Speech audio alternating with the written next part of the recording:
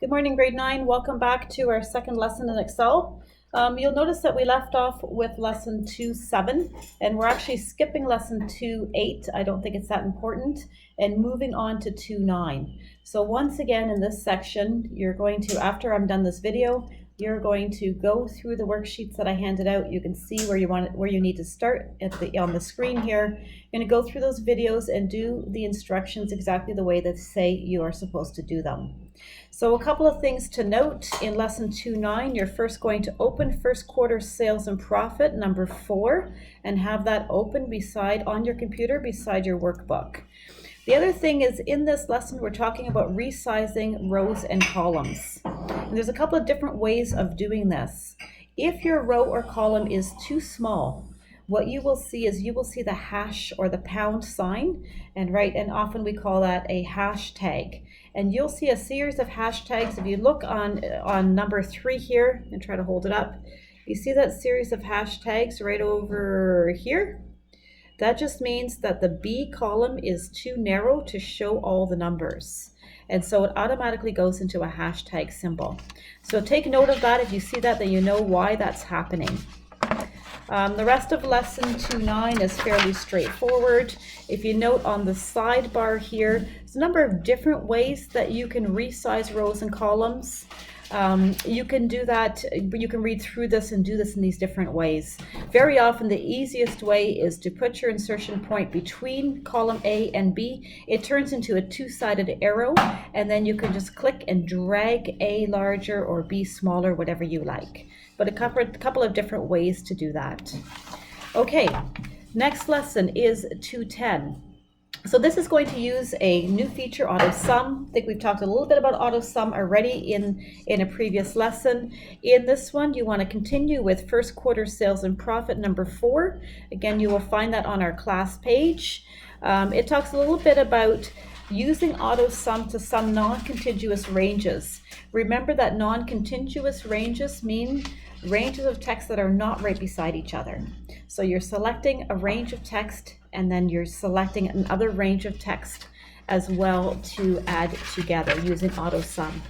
Again, remember where you find the auto sum button. That is usually found right in the very top on the ribbon, and it is that weird symbol, and we'll look more into it. Oh, here it is. See that weird symbol right over here? That is your automatic formula, and it usually comes with the auto sum that pops up by default. So 2.11, using auto sum to quickly calculate averages. So the auto sum symbol that I just pointed out over here does not just help you find the sum, but it can help you find a number of different things. And the most popular ones can be accessed by clicking the drop down arrow over here. So the drop down arrow is going to give you a drop down box, and it's going to show you a number of different type of things that you can quickly do. Again, the most popular ones you'll see right over here. So we've got auto sum, which is the first one, then average, count numbers, max, min, and then there's an option to choose more functions. So as you go through this lesson, you will see that in this lesson, you're going to open first quarter sales and profits number 5. And that is all for lesson 11. Lesson 12, you do not need to use the automatic functions that Excel has. You can also create your own formulas. And this is really important because sometimes you don't necessarily need to use the formulas they have, but you need to do something specific. I always have to use Excel workbooks to figure out my HST that I have to submit to the government for business that my husband Dan runs. And when I do that, I always use an Excel spreadsheet, and I make up my own formula to do that. I take our sales, multiply it by 1.13, which is 13%. And then I come up with the HST that's owed to the government, and then I have to minus out whatever we've already paid in HST, etc. So I make up my own formula, and Excel is very intuitive and helps you do this quickly and easily. So here you're opening first quarter sales and profit number 6, and it will explain to you how to create your own formula. An important note on the side here is look at the Excel operators. Excel operators means Excel will know what you mean when you enter the plus symbol, and they will say that means addition. If you have that little negative symbol, that is subtraction. Above the key 8, the number 8, if you choose shift and hit 8, you'll have the multiplication symbol. Division is just a backslash, and percent is normal, what we normally use for percentage. So all of these will help you if you're not very good at figuring out, let's say, what's 10%, then you can just type in 10, put the percent behind it, and Excel will automatically figure out that that's what you're trying to do. So that is lesson 212. 213 is creating functions using the formula autocomplete. So what this means is Excel will automatically, by default, it will add closing brackets to a function. You'll remember the sum function. You always start a formula with an equals.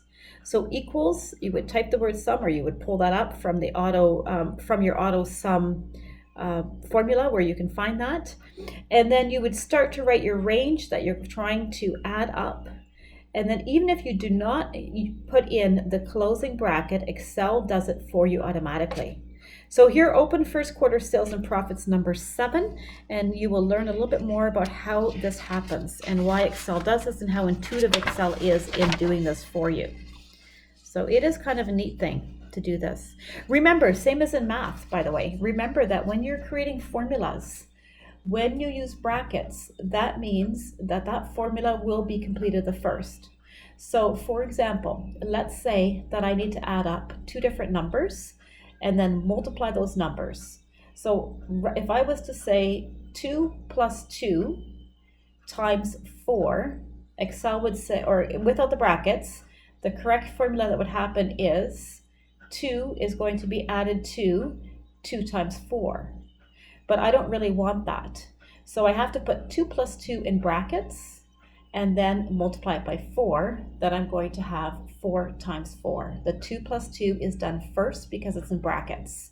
So if you remember from grade school math, the BEDMAS rules, brackets come first, then that's what Excel uses as well. So that's why we often use brackets. If you didn't understand what I meant by what I was just saying, no worries. You'll learn more about that as you work through these lessons. So Excel uses the bracket system, the BEDMAS system, to determine what it's going to do first. Okay, moving on to lesson 214. This is the autofill lesson. This is extremely useful. You'll remember in the very beginning of these lessons that we had talked about 3 different ways that our insertion point will look. And the 3 ways are, we have over here the 4-headed arrow. The 4-headed arrow moves a cell. If you have the white cross and you push down your mouse button and you drag your white cross around, it selects certain cells. And the last type of insertion point you can get is the black cross. So the black cross, you will only find that black cross when you hover your mouse above the bottom right-hand corner of an active cell. And there's a little square there. Do you see that? That's where you're going to put your mouse, and that will help you. Then it will change to this black cross, and the black cross is the autofill handle. It is the most joyful part of Excel for me, this autofill handle.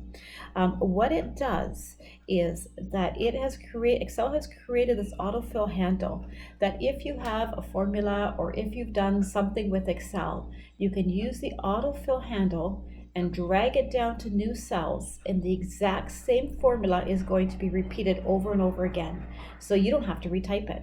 Not only does Excel do this with numbers, but Excel also does this with dates. So I can type in January, February, use my autofill handle and drag it across, and Excel will automatically upload or type in the rest of the months. It's very intuitive that way, and that's why it's one of my most favorite features. So go through this lesson. In this lesson, you're going to open first quarter sales and profit number 8, and you can continue that lesson the way it is. Then we've got lesson 15. Here you're going to learn how to use autofill to adjust formulas. Again, a very valuable lesson. You're also going to open first quarter sales and profit number 9. And then the last one that we're going to do for lesson 2 for this package of papers that you have here is lesson 216. And this is using the autofill options. When you autofill something, then there will come down a little drop down box. Let me see if I can find it here. Oh yeah, you'll see it right here.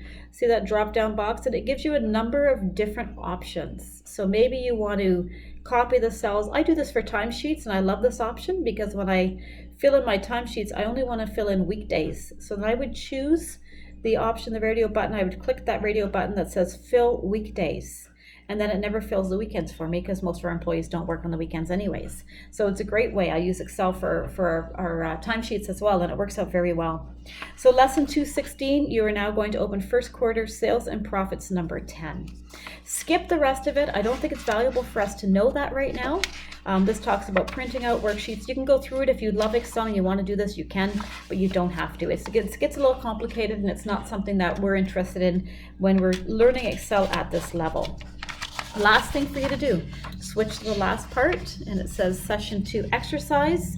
Open a blank workbook. This is just something to make sure that you've understood the information. I would like you to send this to me when you finish it. It's called session 2 exercise. I'll put a submit button on Edsby so you can send that to me. And then there will be an assignment assigned as well. This entire thing should take you about, I want to say maybe an hour and 15 minutes or so, pretty well one class time. Please message me if you're finding that it's taking too much time, that you're spending more than 2 hours on it, then please message me. Thank you very much, grade 9. Have a great day for the rest.